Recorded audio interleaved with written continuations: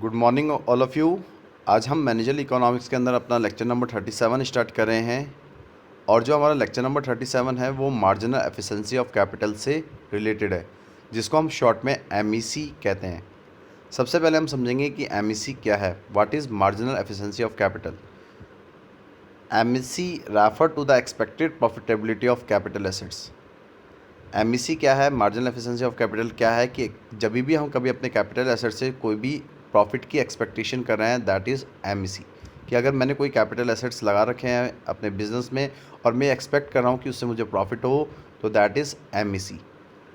It may be defined as the highest rate of return और cost expected from the marginal और additional unit of capital asset.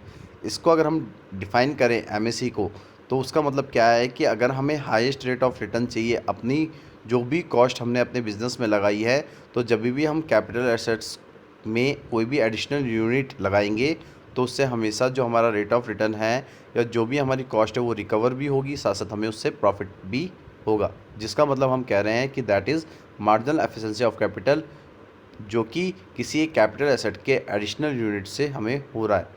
First we must go to the marginal unit of the capital assets. तो हमें सबसे पहले ये देखना होगा कि हमारे कैपिटल एसेट्स में कितनी एडिशनल यूनिट हो रही है, क्या चेंजेस हो रहे हैं। और सेकेंडली हम ये देखेंगे कि उस particularly fix assets capital asset से हमारी क्या कॉस्ट हो रही है, और अगर हमें एमएसी कैलकुलेट करनी है तो जो भी कॉस्ट हमारी उस पर्टिकुलर चीज़ में लग रही है उससे हम अपने रिटर्न को हटा देंगे, तो उससे हमें एमएसी का पता चल जाएगा, मार्जिनल एफिशिएंसी ऑफ कैपिटल का पता लग जाएगा। अब हम ये देखते हैं कि कौन कौन से फैक्टर्स हैं जो एमएसी को इफ़ेक्ट कर रहे हैं।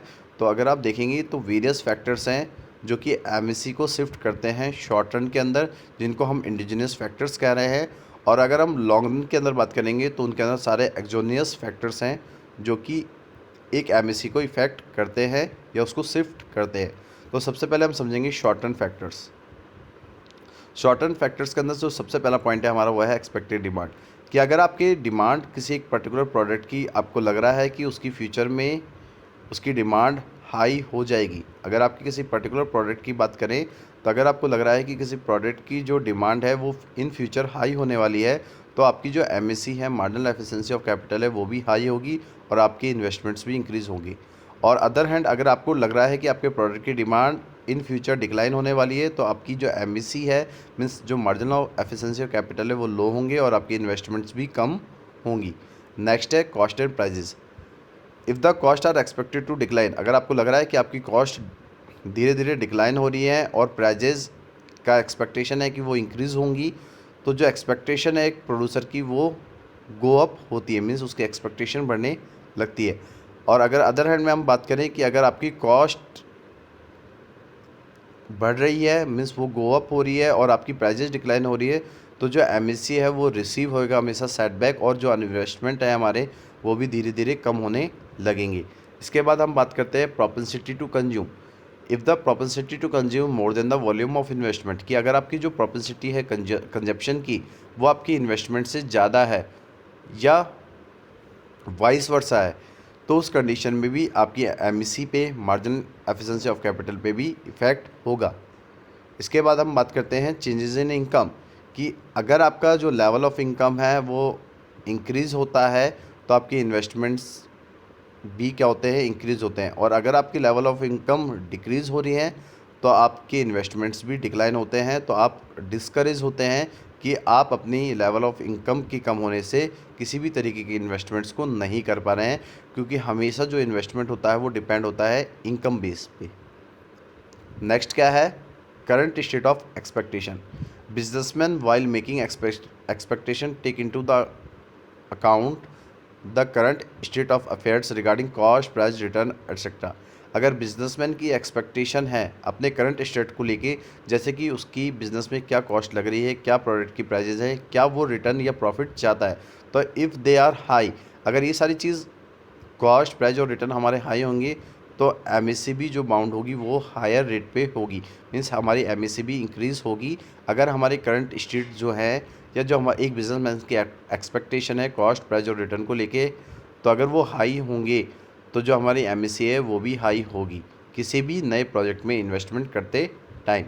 उसके बाद अगर हम 6 पॉइंट देखें हमारा शॉर्ट टर्म फैक्टर्स के, तो वह है लेवल ऑफ कॉन्फिडेंस कि during period of optimism the businessman over estimate and boost the MSc of the capital assets. कि ड्यूरिंग पीरियड जो बिजनेसमैन होता है वो ये एस्टिमेशन करता है और अपनी एमएससी को जो कि किसी कैपिटल एसेट से रिलेटेड होती है उसको बूस्ट करता है। During period of pessimism they under estimate and reduce the MSc of capital assets. तो अगर किसी ड्यूरिंग पीरियड के अंदर वो पेसिमिज्म है और वो अंडर एस्टिमेट है तो उससे जो हमारी एमएससी है कैपिटल एसेट्स की वो धीरे धीरे डिक्लाइन होने लगती है। अगर किसी पीरियड में एक बिजनेसमैन ऑप्टिमिज्म में है और वो ओवर एस्टिमेट कर रहा है तो जो एमएससी है हमेशा जो कैपिटल एसेट्स की है वो बूस्ट करेगी, मीन्स इंक्रीज़ होगी। और अगर किसी ड्यूरिंग द पीरियड अगर बिजनेसमैन पेसिमिज्म है तो जो उसका एस्टिमेशन होगा हमेशा वो अंडर एस्टिमेट होगा और उससे हमारी जो एमएससी है कैपिटल एसेट्स की वो भी डिक्लाइन होगी। उसके बाद हम बात करते हैं हमारे लॉन्ग रन फैक्टर्स की जो कि एमएससी को इन्फ्लुएंस कर रहे हैं। पहला है population growth. A rapidly growing population means a rapid increase in the demand for the all types of goods and hence investment rises। कि अगर हमारी कंट्री की जो पॉपुलेशन है वो रैपिडली इंक्रीज़ कर रही है तो हमारे जितने भी टाइप्स ऑफ गुड्स हैं किसी भी इकोनॉमी के अंदर तो उसकी डिमांड भी according to the population increase होगी, तो हमारे जो इन्वेस्टमेंट्स हैं वो भी बढ़ने लगेंगे। और कन्वर्सली अगर हम ये कहें कि जो हमारी पॉपुलेशन है किसी कंट्री की वो धीरे धीरे डिक्लाइन होने लग रही है तो उससे हमारी डिमांड भी डिक्रीज़ होगी, क्योंकि पॉपुलेशन कम हो रही है तो हमारे इन्वेस्टमेंट्स भी कम होंगे। नेक्स्ट है डेवलपमेंट ऑफ न्यू एरियाज़। कि when a new area is developed heavy investment in all field such as agriculture, industries, electricity, housing etcetera are to be undertaken. कि अगर आप किसी न्यू एरिया को डेवलप कर रहे हैं उसमें हैवी इन्वेस्टमेंट्स करना चाह रहे हैं और वो सारी फील्ड किससे रिलेटेड है हमारी एग्रीकल्चर, इंडस्ट्रीज, इलेक्ट्रिसिटी और हाउसिंग से, तो भी हमें एमएससी को अंडरटेक करना पड़ेगा, क्योंकि अगर हमें हैवी इन्वेस्टमेंट करना है अपनी सभी फील्ड्स के अंदर तो उसके लिए हमें एमएससी की रिक्वायरमेंट होगी। उसके बाद हम बात करते हैं टेक्नोलॉजी के फैक्टर्स। कि न्यू इनोवेशन और new discovery many necessitate the installation of new machineries in the industrial enterprise and encourage investment. कि अगर आप कोई नया इनोवेशन कर रहे हैं, नई डिस्कवरी कर रहे हैं अपनी नेसेसिटीज़ के अकॉर्डिंग, तो अगर आप न्यू मशीन के अंदर कोई भी इंस्टॉलेशन कर रहे हैं, अपग्रेडेशन कर रहे हैं, अपनी टेक्नोलॉजी को अपडेट कर रहे हैं अपनी इंडस्ट्रियल एंटरप्राइजेस के अंदर, तो उससे आपकी इन्वेस्टमेंट भी इंकरेज होंगी, क्योंकि आपको हर एक नई इनोवेशन, हर एक नए इन्वेंशन या डिस्कवरी के टाइम पे या नई अपग्रेडेशन के टाइम पे आपको इन्वेस्टमेंट लार्ज अमाउंट में करना होगा, तो उससे एमएससी है वो भी इंक्रीज़ होगी। उसके बाद अगर हम बात करें तो नेक्स्ट पॉइंट है हमारा productive capacity to the industry. कि if the existing capacity is fully utilised, कि अगर आपकी जो एग्जिस्टिंग कैपेसिटी है इंडस्ट्री की वो फुली यूटिलाइज्ड है, then any further increase in the demand, तो आपकी जो डिमांड है वो इंक्रीज़ होने लगेगी। तो आप उस डिमांड को मीट करने के लिए, उसको मिलाने के लिए क्या करेंगे, अपने लिए फ्रेश इन्वेस्टमेंट करेंगे। किस पे? अपने न्यू कैपिटल इक्विपमेंट्स पे। तो आप क्या करेंगे कि अगर आपको लग रहा है कि आपके एग्जिस्टिंग कैपेसिटी पूरी यूटिलाइज़ हो रही है, आपके आउटपुट्स मार्केट के अंदर फुली सेल हो रहे हैं, आपको उससे प्रॉफिट मिल रहा है, तो अब आपकी जो एक्सपेक्टेशन है अपने प्रॉफिट को लेके वो इंक्रीज़ होंगी। तो जो आपके पर्टिकुलर प्रोडक्ट हैं या आउटपुट्स हैं उनको आपको इंक्रीज़ करना होगा। तो आपको हमेशा जब आप अपनी एग्जिस्टिंग कैपेसिटी को यूटिलाइज़ कर लेंगे तो आपको अपने बिज़नेस के अंदर नई इन्वेस्टमेंट लगाने की ज़रूरत होती है और आप अपने जितने भी न्यू कैपिटल इक्विपमेंट्स हैं उनमें आप फ्रेश इन्वेस्टमेंट करेंगे।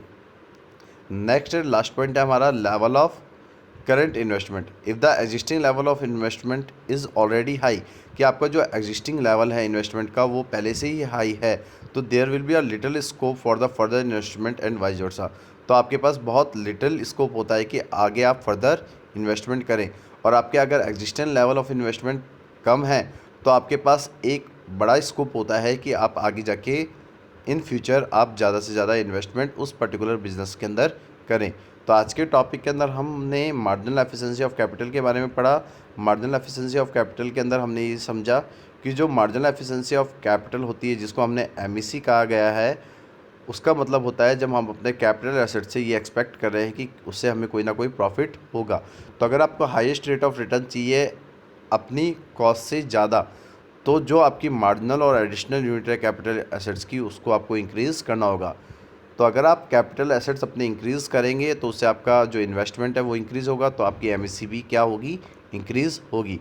और उसके बाद हमने ये देखा कि कौन कौन से फैक्टर्स हैं जो हमारी एमएससी को इफ़ेक्ट करते हैं, इन्फ्लुएंस करते हैं। तो शॉर्ट टर्म के अंदर हमने देखा कि हमारी demand, cost and prices, propensity to consume, change in income, current state of expectation, level of confidence, ये सारे जो फैक्टर्स हैं जो एमएससी को शॉर्ट टर्म के अंदर इफेक्ट इन्फ्लुएंस करते हैं। और अगर हम लॉन्ग रन फैक्टर्स की बात करें जो एमएससी को इन्फ्लुएंस करते हैं, वो है हमारी population growth, development of new areas, technological factors, productive capacity of the industry, and last one is level of current investment. तो ये सारे जो फैक्टर्स हैं हमारे शॉर्ट रन और लॉन्ग रन फैक्टर्स, वो एमएससी को इन्फ्लुएंस करने वाले होते हैं। तो आज का जो लेक्चर है वो आज हमने यहाँ पे कंप्लीट कर लिया है। आगे के लेक्चर्स में हम आगे के रिमेनिंग टॉपिक्स पे डिस्कशन करेंगे। आज के लिए इतना ही। Thank you so much and have a nice day.